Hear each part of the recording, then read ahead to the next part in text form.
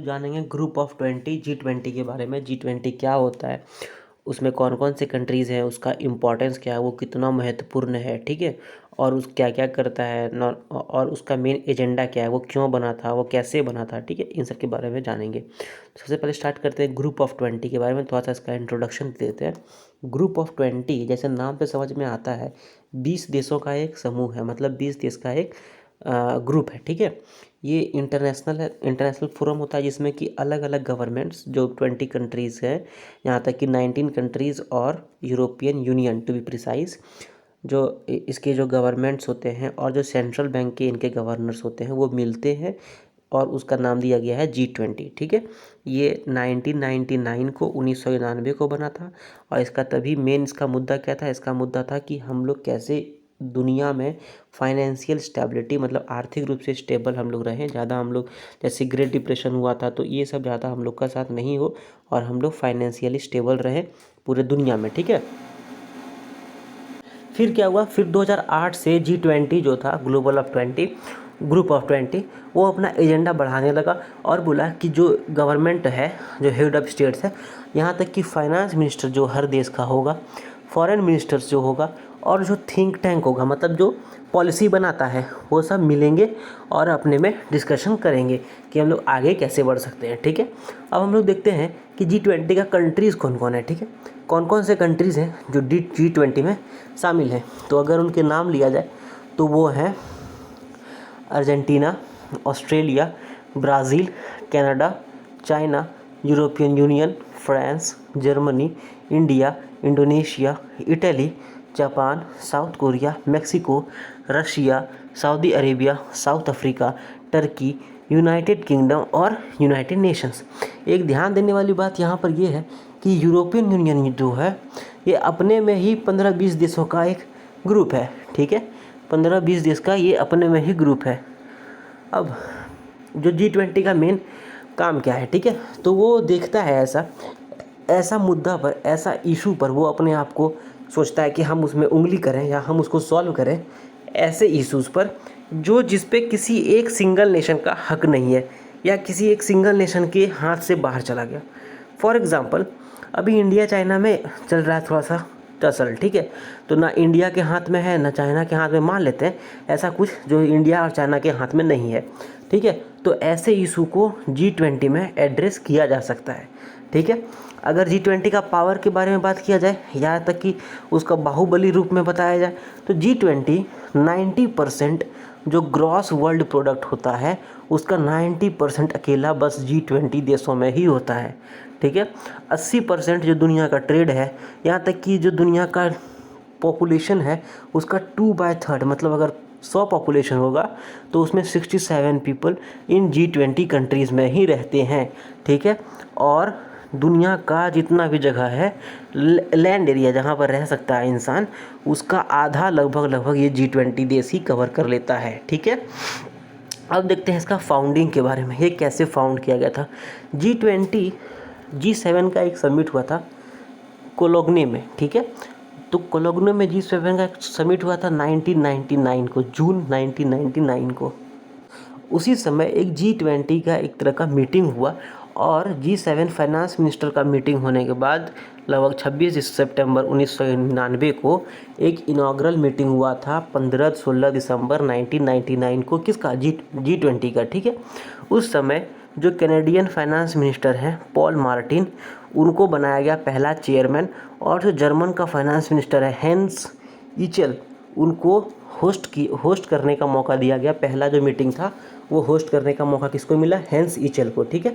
ये कहा जाता है कि जो कनाडा है और जो जर्मनी वाले हैं ये बहुत शातिर थे। ये सोचे क्या कि अगर दुनिया में कुछ ऐसा इकोनॉमिकली अगर इंस्टेबिलिटी हो गया, जैसे कि कुछ आर्थिक रूप में, जैसे मान लेते हैं ऑयल क्राइसिस हो गया, आपका अफ्रीका साइड में ऑयल नहीं दे रहा है, ठीक है, या मिडिल ईस्ट में ऑयल नहीं दे रहा है, तो ऐसे में G20 एक तरह का प्रभावी रूप में काम कर सकता है। इसीलिए ये लोग G20 बनाने पे जोड़ दिया, ठीक है। अब समिट्स के बारे में बात करें अगर, तो उसका समिट में कौन कौन आता है, ठीक है।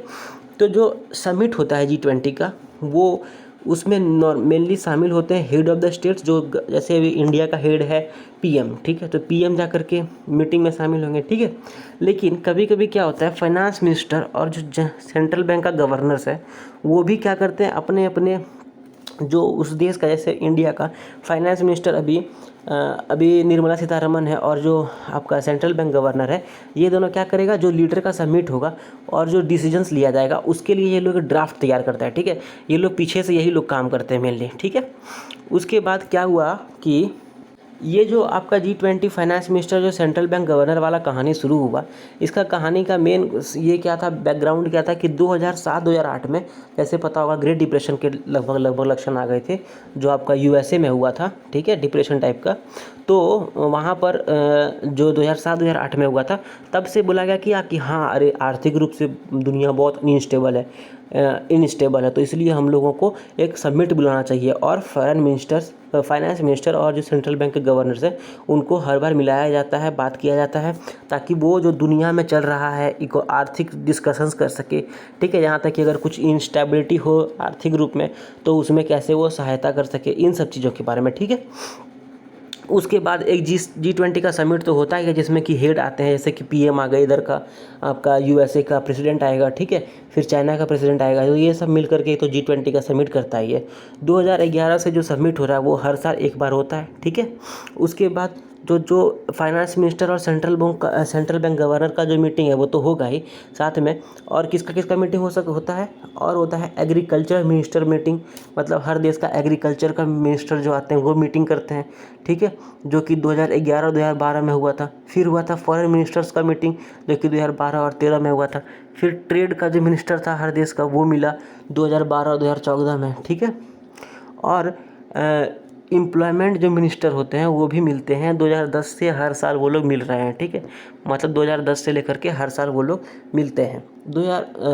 G20 जो है वो 2016 में बोला कि 2030 का जो एजेंडा था, SDG जिसको बोलते हैं, सस्टेनेबल डेवलपमेंट गोल, जैसे कि हम लोग को पॉवर्टी ख़त्म करना है, हम लोगों को इक्वालिटी लाना है लेडीज़ और जेंट्स में, तो इन सब का जो मुद्दा था इस पे बोला G20 कि हम लोग मिल के काम करेंगे, ठीक है। लेकिन कैसे कि मिल के काम करेंगे, तो हम लोग 3 चीज़ों पे नॉर्मली काम करेंगे। पहला, जो स्ट्रॉन्ग सस्टेनेबल और बैलेंस्ड ग्रोथ है, मतलब सस्टेनेबल बैलेंस्ड ग्रोथ का मतलब हो गया ऐसा ग्रोथ जिसमें इन्वायरमेंट को ज़्यादा हानि नहीं हो, और जो हम लोग की आने वाला पीढ़ी है वो भी उसका मज़ा ले सके, ठीक है।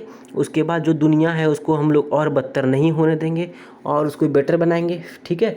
और बोला गया कि जो ऐसा कंट्रीज़ जो लो इनकम है, जिसके पास बहुत कम पैसा है और जो डेवलप हो रहा है, उसको हम लोग बहुत ज़्यादा मदद करेंगे, ठीक है।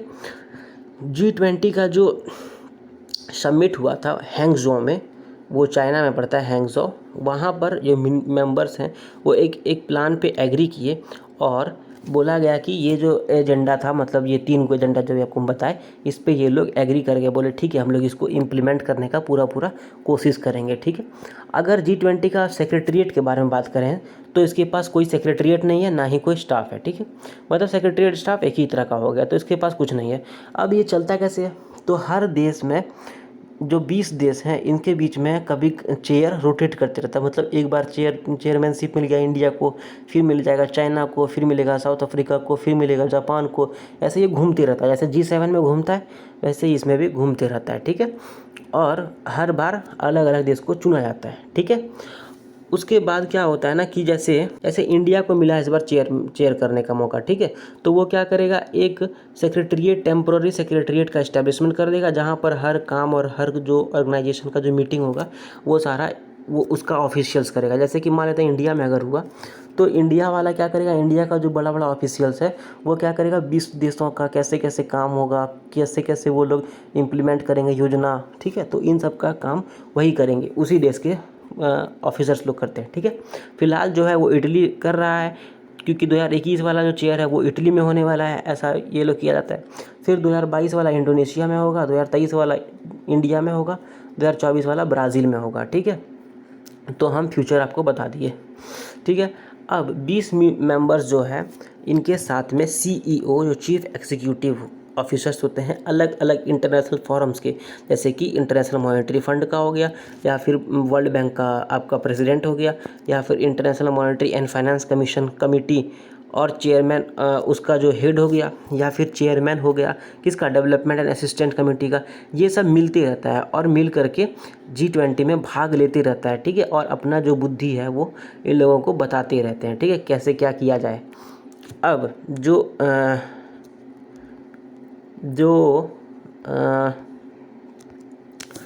अब देखते हैं कि इनका ये मतलब मेन मुद्दा क्या है, ये क्यों बना था, ठीक है, और इसका मेन मुद्दा क्या है कि किस पे काम करना चाहता था।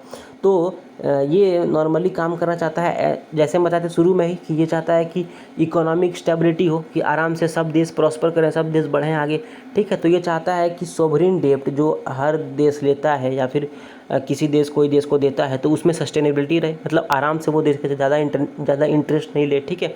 फिर दुनिया में ग्लोबल फाइनेंशियल स्टेबिलिटी रहे, ठीक है, दुनिया में आर्थिक रूप से स्टेबिलिटी रहे, ठीक है। और दुनिया का जो बड़ा जो देश है डेवलपिंग इकोनॉमीज, वो सब भी इक्वल पार्टनर्स बने, जैसे कि चाइना और इंडिया हो गया, डेवलपिंग कंट्रीज है, ठीक है। 2008 से जो समिट हो रहे हैं इसका, वो जो इनकी ग्रुप के लीडर्स हैं वो प्लेज किए हैं, वो प्रॉमिस किए हैं एक तरह से कि वो ट्रिलियंस ऑफ डॉलर्स वो IMF मतलब इंटरनेशनल फाइनेंशियल ऑर्गेनाइजेशन जो है IMF को देंगे, वर्ल्ड बैंक को देंगे। क्यों देंगे? ताकि जो ग्लोबल फाइनेंस सिस्टम है उसमें ज़्यादा दिक्कत ना हो और बढ़ोतरी होते रहे, डेवलपमेंट होते रहे, ठीक है, स्टेबिलिटी रहे। और इनका एक और क्या काम है, ये है चाहते हैं कि इंक्लूसिव ग्रोथ हो, मतलब हर देश मिलके सही से काम करें, ठीक है। ऐसा नहीं हो कि हम पीछे रह गए आप आगे बढ़ गए, ऐसा नहीं। और ये चाहता है कि जो पेरिस एग्रीमेंट हुआ था 2015 पे, उस पर भी ये लोग काम करें, ठीक है। तो पेरिस एग्रीमेंट में मेन काम क्या था? तो पेरिस एग्रीमेंट में मेन था migration, digitization, employment, health care, economic empowerment of women and development aid. तो इन सब चीज़ों पे G20 चाहता है कि वो काम करें, ठीक है। अगर इतना देर मेरा भाषण सुन के आपको अच्छा लगा हो तो प्लीज़ इसको लाइक कीजिए, शेयर कीजिए, कमेंट कीजिए इस वीडियो को, और इस चैनल को सब्सक्राइब कीजिए। Thank you very much.